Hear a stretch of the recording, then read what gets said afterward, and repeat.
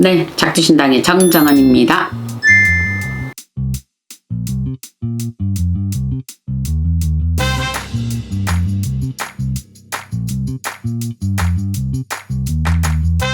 근데 이제 일단 비교를 가장 쉽게 하자면 어느 때부턴가 우리가 상간남, 상간녀 여기가 굉장히 자연스러운 대화들이 되어버렸거든요.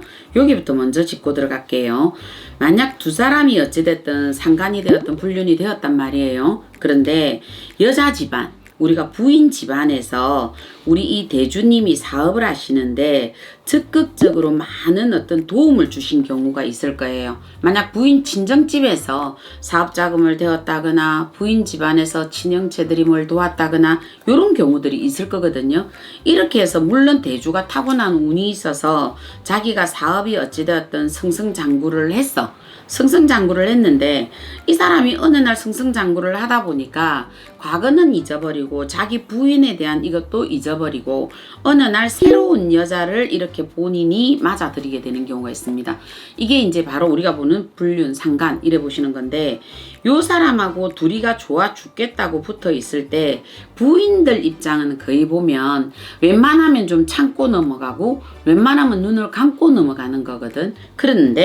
그런데도 불구하고 이 남자는 나중에는 본격적으로 딱 들여대놓고 부인 보고 판을 깨자 하는 거거든요. 부부가 이제 갈라서자 하는 거예요. 왜? 자기도 먹고 살 만큼 사업에서 돈을 벌었고 또 부인에 대해서 정이 떨어지고 새로운 어쨌든 기집이 들어왔으니 이 기집이 이쁘겠죠. 그러니까 부인 보고 억지로 이제 이혼을 해달라 어쩌다 하여튼 달달 볶아서 이 부인하고 이제 이런 법적인 문제가 이제 거쳐서 이렇게 되었는데 되고 나면 어떤 문제가 생기느냐. 자, 부인집의 조상에서 부인집에 어찌됐든 친현책이든 친정에서 남자의 사업을 어쨌든 많이 도왔잖아. 초반 자금을 되었든 했단 말이야. 이렇게 딱 되고 나니까 남자가 법적 소송을 내서 부인하고 이혼을 하고 나니까 지는 기쁜 마음이고 설레이는 마음으로 새 기집하고 판을 팰 것 같이 천만에 이제 어떤 경우가 생기느냐. 이 사람이 해왔던 사업에서 전부 다 문제가 생기는 거야. 이제 전에는 생기지 않았던 게 작은 게 넘어갔던 것들이 구설수가 생기고 전에는 어떤 문제가 생기면 직책이 있었던 어쨌든 뭐 상무가 됐든 전무가 됐든 얘들이 해결을 해줬단 말이야. 이분들이. 근데 이 사람이 이러는 동안 모든 우연이라는 어떤 것들이 하나도 도와주지를 않는 거예요. 우연이라는 게 그냥 나의 잘못된 어떤 걸 찾아내듯이 속속속 골라내지는 거야. 그렇게 해서 이 사람이 사업이 완전 우리가 진짜 사업이 괜찮았거든. 승승장구하고. 그랬던 이 사람이 저 밑바닥으로 떨어졌어. 사랑했던 기집년하고는 좋았을까? 아니지. 둘이서 이제 니 잘났다 내 잘났다가 나오는 거지. 그래서 이건 뭐냐. 이 여자가 재수가 있다 없다 새 기집이 재수가 있다 없다가 아니야. 네가 은혜를 배신한 거야. 이 부인 친정에서 네가 사업을 할 당시에 그만큼 베풀어 줬는데 네가 배신했기 때문에 이 부인 측의 조상들이 싹 다 빠져버렸잖아. 법적으로 소송을 해서 깼으니까. 물러선 거야. 이분들이 회방을 놓으신 건 아니야. 네 복은 본래 살주머니 하나였는데 네가 이 부인 덕에 살주머니 100개를 가지니 네 건 줄 알았다는 거지. 그러니까 다시 살주머니 한 개 원대복귀가 되는 거고 너는 물러서는 거거든. 비유를 이렇게 드린 거고요. 이런 경우도 있었고요. 또 만약에 우리가 또 동업을 하는 분들도 그런 경우가 있더라고. A와 B가 서로 나는 머리를 댈게 너는 돈을 대. 둘이 이래가지고 사업을 했는데 이 사업이 너무너무 재밌게 이게 진짜 꽃이 피고 잎이 피고 이렇게 돼. 그래 되다 보니까 욕심이 좀 많았던 A는 나는 돈은 없었고 머리를 댔단 말이야. 그 머리를 댄 내가 갑자기 돈을 댄 B한테 지분을 나누니까 이제 아까워지기 시작하는 거지. 그러던 참에 하늘은 착하셔. 나를 테스트하러 들어와.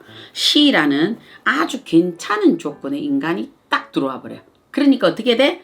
그래, 내 머리로면 지금 이 정도 내가 집안을 만들어서 너한테 C라는 사람이 대시를 했잖아. 이건 또 잊어버리고 A라는 사람은 당연히 내가 그러면 이 B를 버리고 이 C를 채택하면 우리가 상장회사가 되고 그리고 나는 이 C라는 사람과 의기투합해서 될 수 있다라고 생각하는 배신이 튀어나오는 거지. 요렇게 딱 튀어나오니까 어떻게 돼? 요 둘이가 상장이 될 것 같았지. 아니 네 꼭지에 있던 게 C였어. 그러니까 C는 어떻게 돼? 자본때가 없어진 B가 없어지니까 네 머리만 갖고 되느냐? 아니 네 기술만 딱 뺏어서 너는 C한테만 딱 돼버린 거야. 요렇게 됩니다. 그러니까 살아가면서 사람이 그래요. 하늘이 때로는 본인의 의리를 지켜보지 않는 것 같지만 본인의 의리를 지킨 사람에게 반드시 그 은혜는 내려가게 되어 있습니다. 그래서 본인들에게 혹시나 이런 경우가 있다 하시거든요. 내가 처음에 준 그 은혜를 잊지 마세요. 하늘이 그랬잖아요. 칠거지약 중에 그랬죠. 무명옷을 같이 입고 일어선 부인 버리지 말고요. 칠거지약을 범하지 않았고 아들 놓고 딸 낳아준 부인 버리지 말고요. 우리 부모 시아버지 시어머니 이 상을 치른 그 부인 버리지 마라. 그 말이 있었잖아요. 요거는 친구 간의 사업도 그렇고요. 또 부부 간에도 이런 경우가 많습니다. 그래서 역으로 부인이 이런 경우도 또 봤고 남편이 지금처럼 이런 경우도 봤습니다. 세상 살아가면 의리가 모두 없다 하더라도요.